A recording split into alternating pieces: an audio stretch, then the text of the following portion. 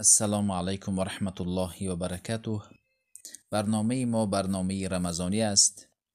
هر روز برای شما از دردانه های حدیثی پیامبر صلی الله علیه و سلم بر شما می رسانیم که امروز حدیث وجود دارد که عایشه مادرمان رضی الله عنها می گویند پیامبر صلی الله علیه و سلم گفتند من مات و علیه صیام صام عنه ولیه.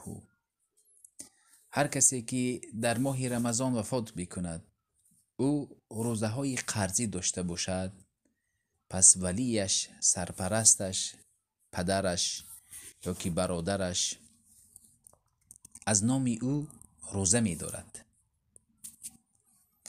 بنابراین این روزه فریضه می باشد. یک شخص به نزد پیامبر صلی الله علیه و سلم آمد گفت ای رسول خدا، ان امی ماتت و علیها صوم شهر افاقضیه عنها. یک شخص آمد گفت ای رسول خدا، مادرم وفات کرده است، او یک ماه رمضان روزه قرض دارد، آیا من از بجای او پردازم؟ پیامبر گفتند نعم فدین الله احق ان یقضا.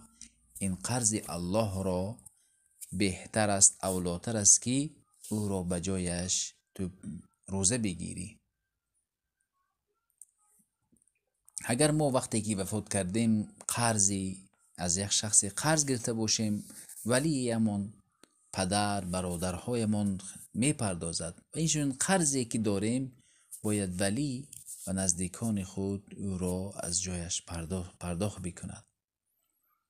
بنابراین باید شخص کوشش بکند که این روزه ها را، روزه های فرض، این روز ماه رمضان روزه فرضی می باشد که نماز، روزه، زکات، حج، اینها که حج به قدر استطاعت اگر توانی ثروت داشته باشد، توانی رفتن داشته باشد، فرض می شود.